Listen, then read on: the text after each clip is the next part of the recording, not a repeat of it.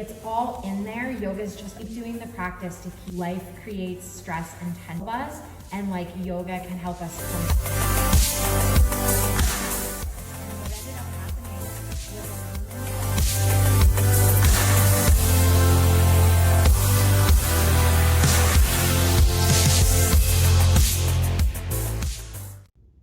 Hey Alysha. Hi. Thanks for being here. Thanks for having me. I'm excited. Me too. So, how are you?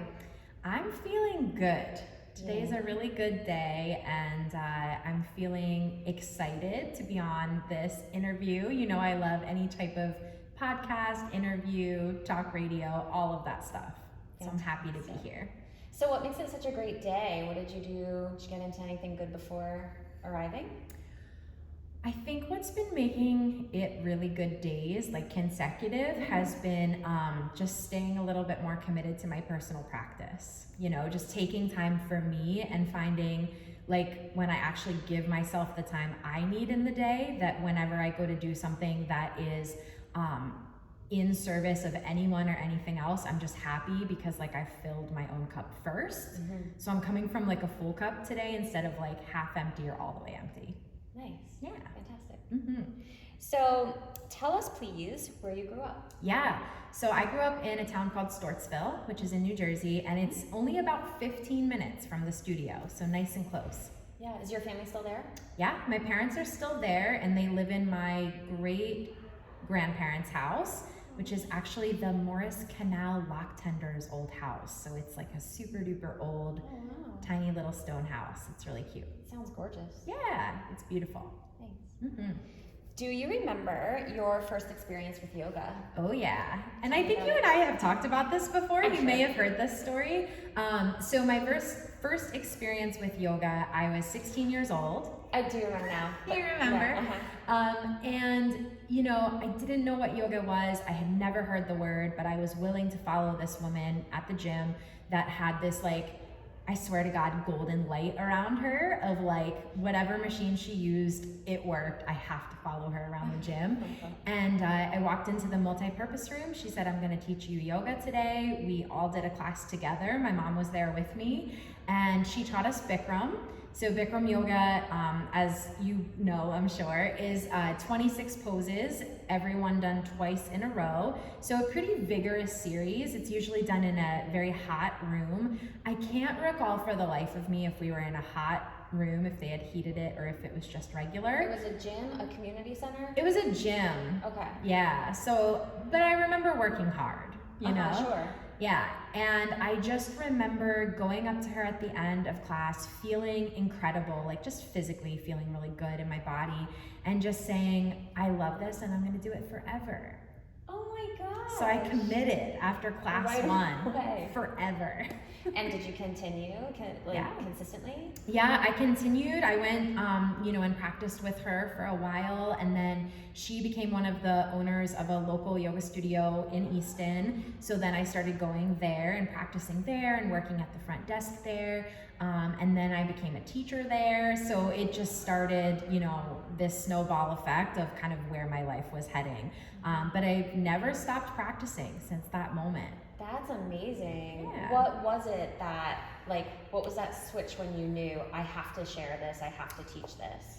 Yeah, so I was thinking about this a little bit, you know, what was the shift? And I like that question because it's not kind of like, sorry, stumbling on my words, but like what was the shift? Like, it wasn't like a light bulb went on, but it was like there was a pivot or a shift I needed to make in my life. So I graduated high school. I tried community college and really did not like that. That was not my jam. Looking back, I just didn't know what I wanted to like be when I grew up. Right? Sure. Yeah. It was like math and English is not like for me. Like, these are not my skills. It does boil down to those two choices often, doesn't it? Yeah. And I was like, I don't really fit in either category. So I was working a lot of dead-end jobs, or I shouldn't call them dead-end jobs, but jobs I wasn't passionate about. I was waitressing, which is like great money, but I was not very good at it. Like I don't move quite quickly enough to be a waitress. I was working at a dog kennel because I love dogs, I love animals, but that was just really, really hard work. And I saw some of the women working there that were in their 50s and 60s and just thought like, do I have the stamina to do this? Like here I am 18, you know, maybe 19. And I just remember being like super kind of bummed and frustrated with like how I was spending my time every day at these jobs. And thinking to myself, actually sitting down like with pen and paper and writing down like things that I can do with my time that could also potentially like create a living for me. And you had been practicing yoga already. Yep, yoga was already part of my life. And it was kind of like the only thing I wrote on the paper, to be honest. Like I was like, this makes me so happy. It makes me feel really good. Yoga was still very new. Like it wasn't trending the way it has been for the last, let's say, 5 or more years at least. So I was just really like, I think I can do this. And what ended up happening was a woman from the dog kennel went on a tour of the kennel with me and then kind of pulled me to the side and sneakily said, would you come to my house and watch my dogs? Like she didn't want to put her dogs in the kennel. Oh, right? Wow, that's interesting. So I was a rule breaker, right? Because I'm only like 18. So I'm like, cool, I'll come stay at your house, like, you know, with your in-ground pool and your air conditioning. Awesome. It's like every teenager's dream, right? And so I went and stayed at her house and I took care of her dogs for a week. And then when I told her that I practiced yoga, she was like, hey, will you come to my house and teach me and my friends yoga? And that kind of helped plant the seed. So like I can picture myself right now sitting on her couch writing, like what else can I do to make a living? And like thinking how she had already asked for this like kind of impromptu yoga class with her friends. I might have charged them like $5 a person or whatever, you know? And just thinking like, wow, could I share this with more people and could I spend more time in my day doing this? Because this is fun and it helped me so much immediately that I thought like, this could probably help some other people too. Yeah. Right? Did you step pretty naturally into the role of teacher? Yeah, I did. I was kind of thrust into it. There was also like simultaneously a class I was taking with a woman and it was held at the Stortsville Emergency Squad. So she was teaching for free to all of the emergency squad members because they were all volunteers and that was like her way of giving back to the community. So I think I met her at the Easton YMCA, Jane Sedicado. I still remember her name. So she was teaching me yoga there. And then when she said, oh, we both live in Stortsville, like come take this class. So I was like a guest of the class and everybody that came that wasn't an emergency squad member would donate, right? And I think she gave the money back to the volunteer, like for their space. And so I was taking that class. It was like me, my mom, my neighbor, a few other women. We had like a little girl gang. We would all go. And one week she was like, this class is getting really big. How would you feel about standing in the front and just demonstrating the poses? Oh, okay, yeah. So I had this cool introduction to like being in the front of the room, but not having to say a word, which was like perfect. Yeah, right? Good way to like ease your way in. Yeah, like I'm in the front of the room, but it's not as terrifying because I'm not also speaking and people were looking at me to get examples of the postures, but they weren't looking to me for the guidance. They were still following her voice and her. So I did that, and then that within like a couple weeks kind of turned into like, hey, can you teach this? Right. And I just said yes, you know, like I was young, I was really easily like persuaded to do anything that I was like semi-excited about, and I was very excited about this. Yeah. So I just kind of said yes, and like I kind of said earlier, like I feel that this is what I'm meant to do. So the universe just like scooped me up and was like, here you go. I'll show like, you the way. Yeah, like here's a million choices, just pick one, you know? So I just kind of went with it. And so then, what was your formal educational journey like? Yeah, so my formal education, my first teacher training was 200 hours. It was at a place called the White Lotus Foundation, which is out in Santa Barbara. And I was recalling this memory too, like it was when the internet was new, right? So I had to go to my neighbor's house to use their desktop computer because we didn't have like a computer or the internet at my house. Sure. Right? And Like, could you imagine that now? no, how could I live without it for like an hour, right? Yeah. But I went to her house and I typed in yoga teacher training, California, because I basically wanted to take a trip on my own. I had never like been far from home on my own at that age. And I had seen pictures of California and thought it looked really great. So that's how I picked it, the White Lotus Foundation. It just happens to be like a super reputable, like well-standing yoga school that existed. Yeah, like it Another existed. gift from the universe. Totally. Like I could have ended up in God knows what, right? Yeah. Like in the early 2000s when yoga was just starting to become popular. But it got really famous because Sting was friends with the owner. So Sting like put this place on the map, which is why I think it even showed up on Google because he had like spoken about it in interviews. So I went there and did my first training there. It was awesome. I'm still in touch with a few of the women that I trained with. I've like flown to California for a wedding with one of them. That's so cool. Another one wanted me to dog sit, right? Because pet sitting still became a thing. So I took a trip to Arizona and visited with her. Like, so some of those connections have been, you know, long standing.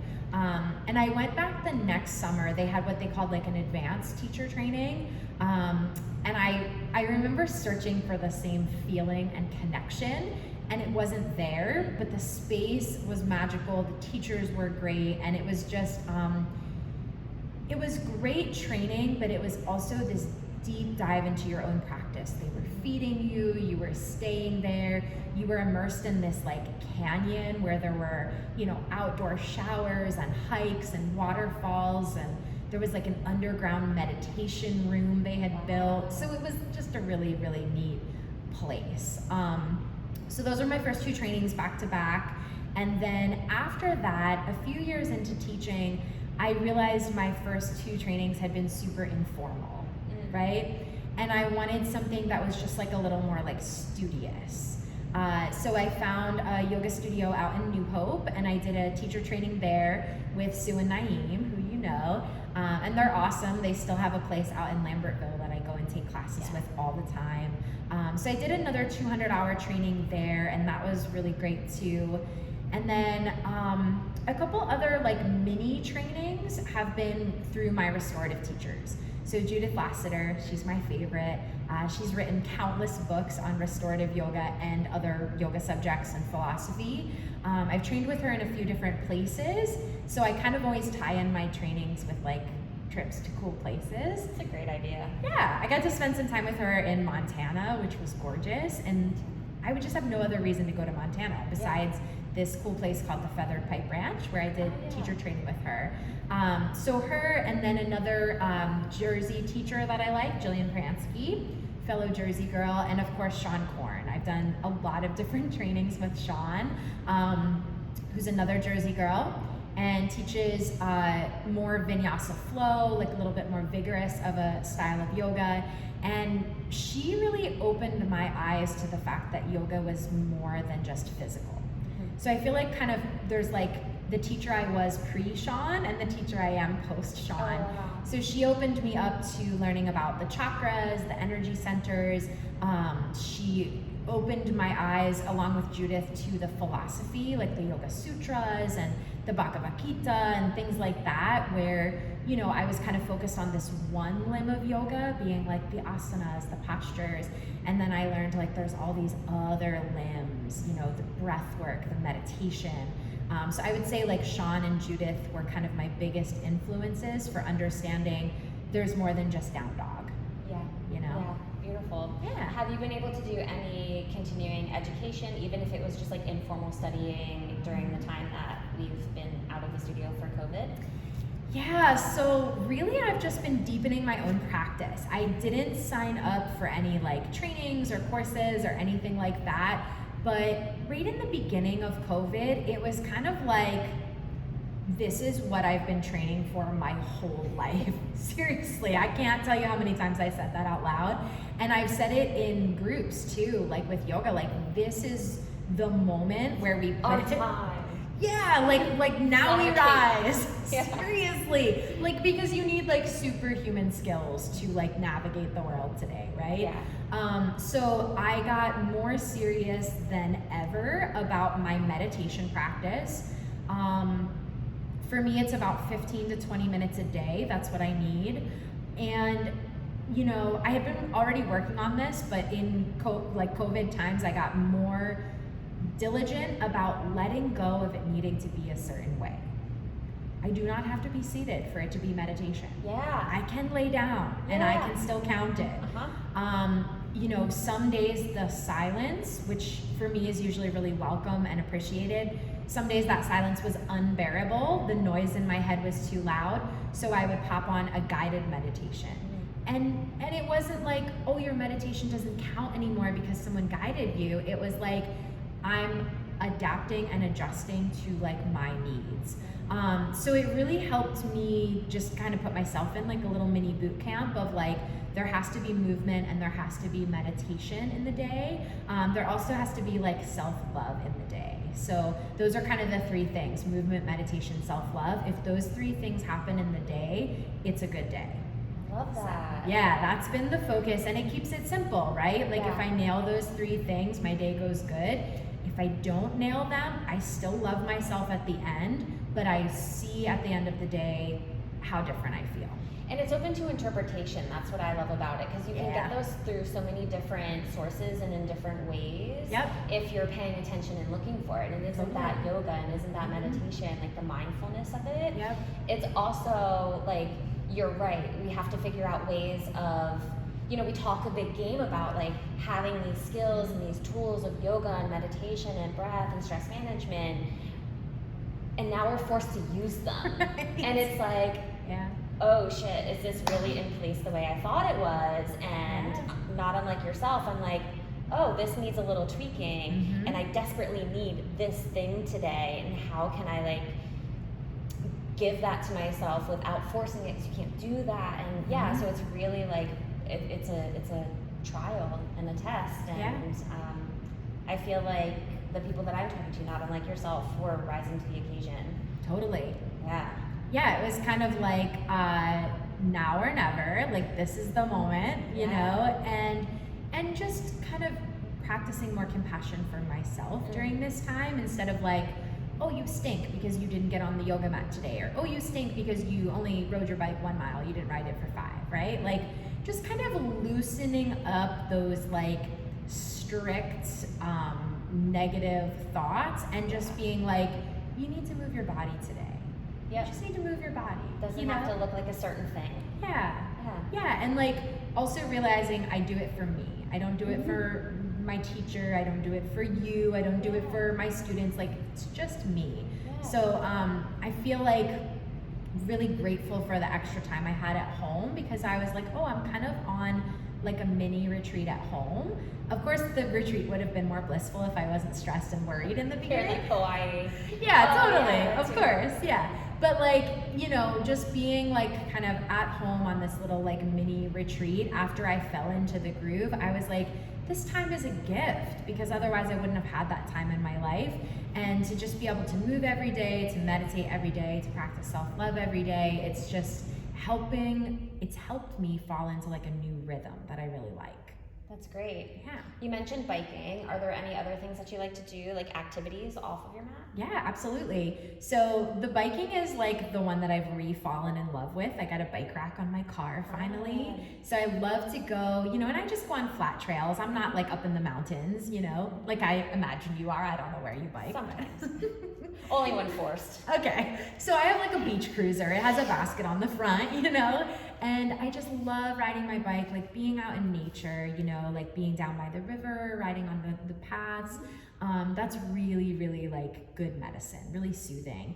So definitely doing that, hiking or walking with my dog. So anytime I'm outside, like I really enjoy being outdoors.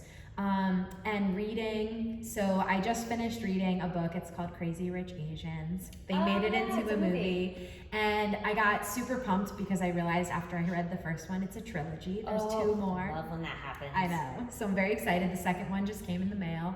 And And, you know, for a long time, I read a lot of self-help books. I was kind of always in the like self-help or like growth, spirituality section. So sometimes I have to step away from those books because I can get too serious about like just needing to work on myself 100% of the time. Yeah. Mm-hmm. So the Crazy Rich Asians was kind of like the just fun book. And then it's okay to read for entertainment. Entertainment, yeah, like just total like guilty pleasure, whatever, like fun and easy. So, but then the most recent self-help book that I really, really loved is Gabby Bernstein, Super Attractor. So I wanted to recommend that like to anybody that's like ready to get like the most amazing pep talk. I actually listened to it on Audible, and it was just like having a cheerleader in my ears, you know? So it was really positive and encouraging. And so like hiking, biking, reading, I love cooking and baking. Definitely had some more time in the last few months to do that. So Cookie and Kate, I don't know if you've heard of that. Yeah. You have, okay. So her website, there's like hundreds, if not more, free recipes, awesome vegetarian food. And she always helps you convert it if you need it to be like vegan or gluten-free or whatever. So I did a lot of like cooking and baking, and trying to think. I think the only other thing that I really like to spend time doing is just like being with people I love. And like for that, it doesn't really matter what we're doing. It could be like I'm at my parents' house and I'm helping my mom fold her laundry, and I'll just be like, I'm just so happy I can be here. In the presence of a loved one. Yeah. It's a perfect segue. So what is your closest circle like? Yeah. So my closest circle, my mom is like my number one gal, you know? She's definitely my best friend. And as I've gotten a little bit older, my relationship with my dad has gotten better too.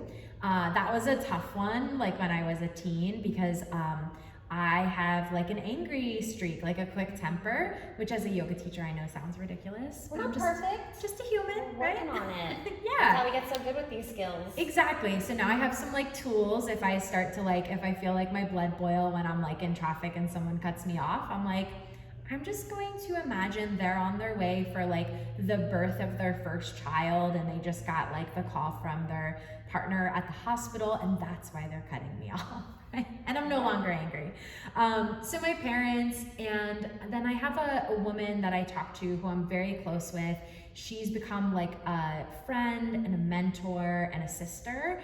And I talk to her every day without fail. Like, you know, we are always just kind of discussing like the juicy parts of life, right? Like we have that friendship that's gotten under the like surface level. And when I was younger, I always wanted like the Sex and the City friends, you know? Like why don't I always have 3 women like at my side at all times? Representing all types. Yeah, exactly.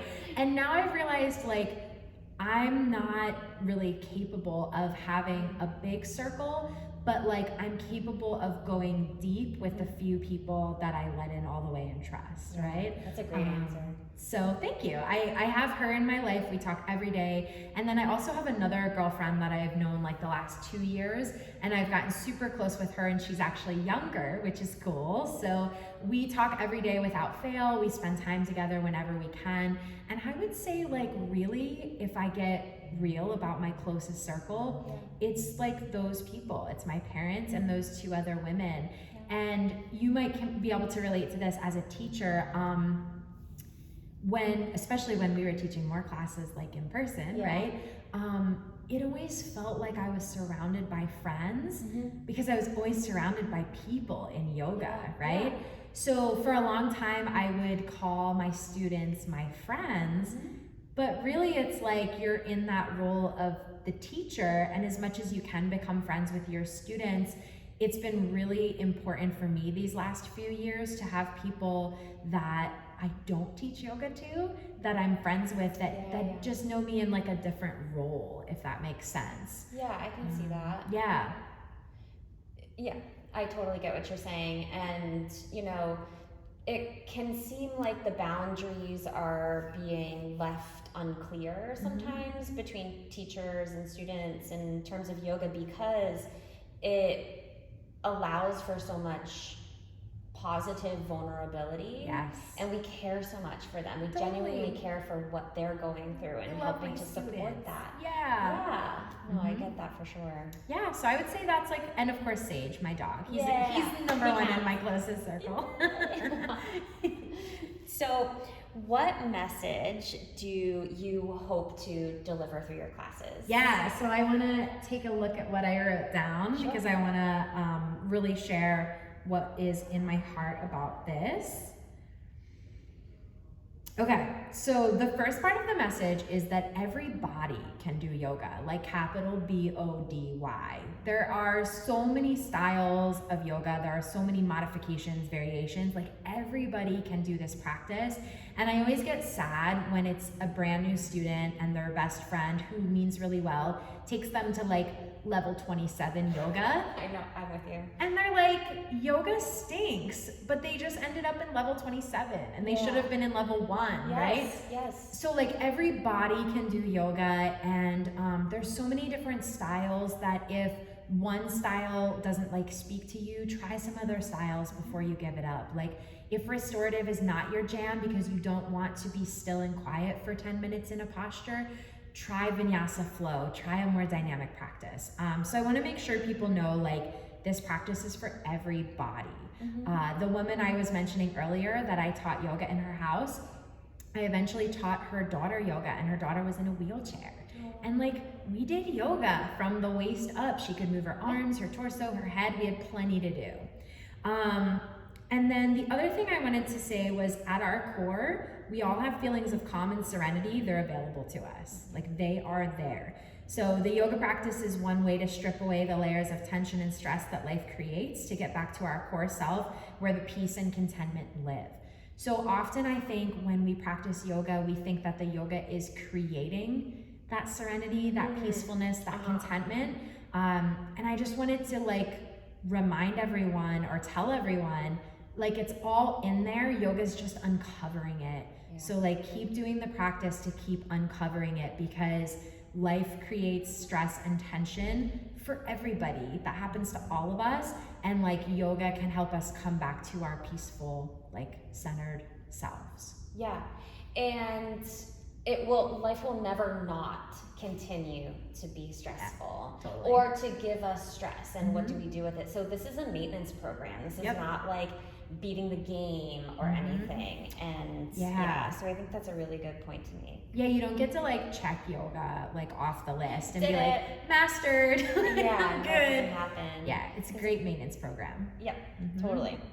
So what classes are you currently teaching? Yeah, so Tuesday nights, restorative yoga. We are just on Zoom, so live stream, and it's every Tuesday, 7:30 to 8:30, and we've been recording it so that if you can't join live, like if that day doesn't work for you or that time doesn't work for you, you will be emailed the recording and you can practice with me when it's convenient for you. So I'm really digging that class. It's an awesome group that's been really, really consistent through all of these last few months. Friday mornings, I teach slow flow yoga. That one, we have the option. You can be in studio or live stream. It's 9:15 to 10:15. And for that, if you're gonna come in studio, you have to sign up ahead, right? So we have 9 spots available, and everybody is practicing social distancing, being safe here. And same thing, we're sending out a recording of that class. So you can just sign up like usual, and if you can't attend, you don't have to worry. You're gonna have that recording in your inbox just waiting for you. And then the second Sunday of every month, I teach a restorative sound session.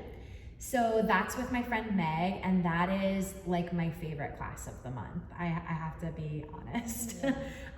So we do restorative postures, but the main event with that class is the sound bath that Meg provides. So Meg and I have known each other close to 10 years now.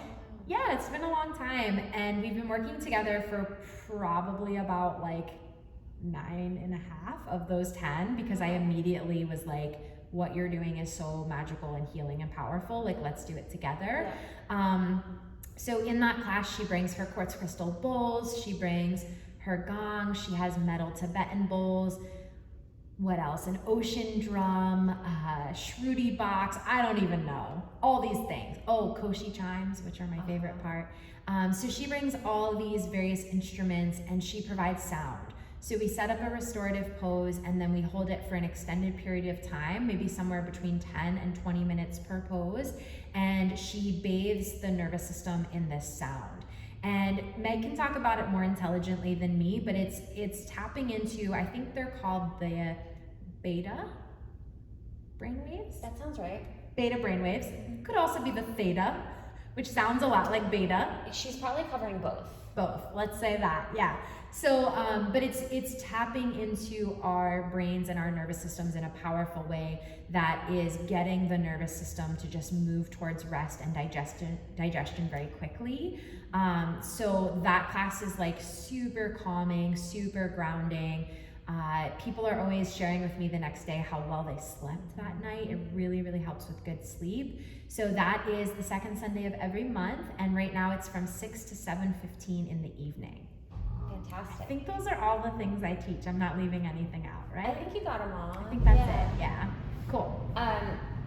What message do you feel like you're trying to hear from yourself that you're teaching? I'm gonna read this one from what I wrote too. These were really cool questions. They made me really happy. I almost actually cried when I was typing this one. Really? I like held back my own tears. Wow. I was just like, oh, like, cause I just kind of let the message like boil up from my heart in the moment. And I was like, oh, that message is so good. All right, so the message that I'm trying to hear for myself or to remind myself through teaching, and I want like everyone to feel this in class. I want them to feel it like so hard, you know? Yeah. You're so loved and supported. You are enough. You are safe. You are okay. Your value on this planet is not measured by how much you do.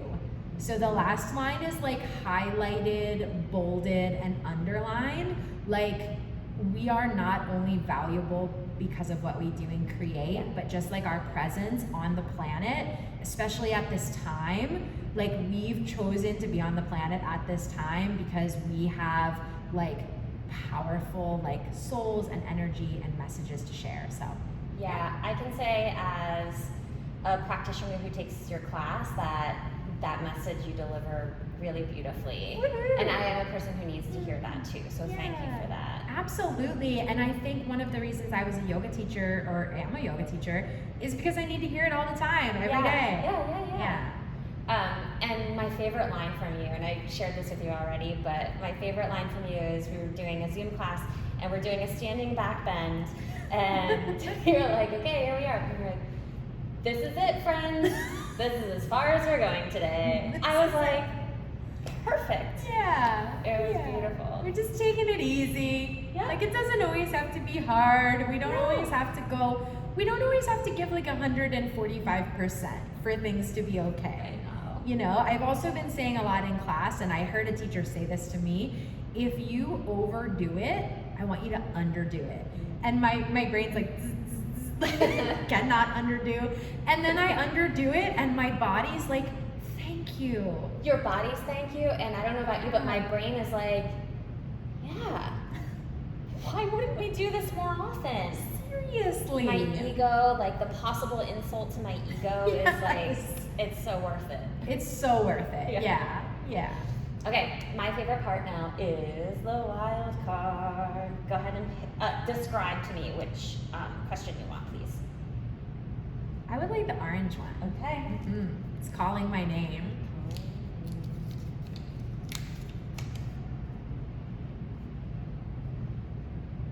Oh, this is a good one for you.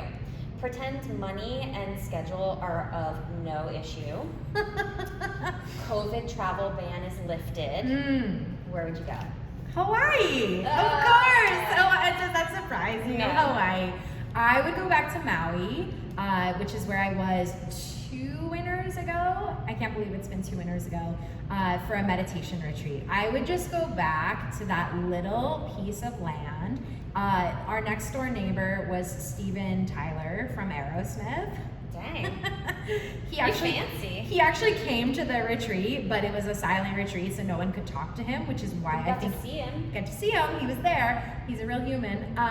But I would go back there because the land was so magical. Like, it was just so alive and sparkly and just full of like positive energy. Like, you know, I would go snorkeling in the ocean, and the fish and like things I would see, I was like, is this even real life? Like, am I just having a dream, you know?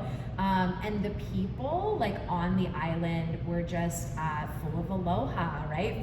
Full of that really generous, kind, compassionate, like just like the sweetest spirit. So I would just like go there and set up camp. Like, the weather's always good, so you can camp. And I would just, I'd just go back to Hawaii.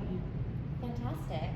Well, I hope you get back there soon if we're ever allowed to like travel again. Yeah, totally. I'm totally gonna make my way back. I actually have a friend who's home right now from Hawaii, so they let her come from there to here, and they're going to let her go back as far as we know right now. Okay. Although I'd be like super excited if she had to stay for longer because I love her too. But yeah, I'm gonna get myself back there at some point to visit again. Great. Yeah. Well, thank you so much for your time. Oh my gosh, it's been a pleasure. We should do this all the time. Yeah, let's. And just do wild cards, so I have no clue what I'm gonna say. Once we stop, I'm gonna ask you the rest of the questions. Sounds good. Well, thank you, Alysha. Thank you. Namaste.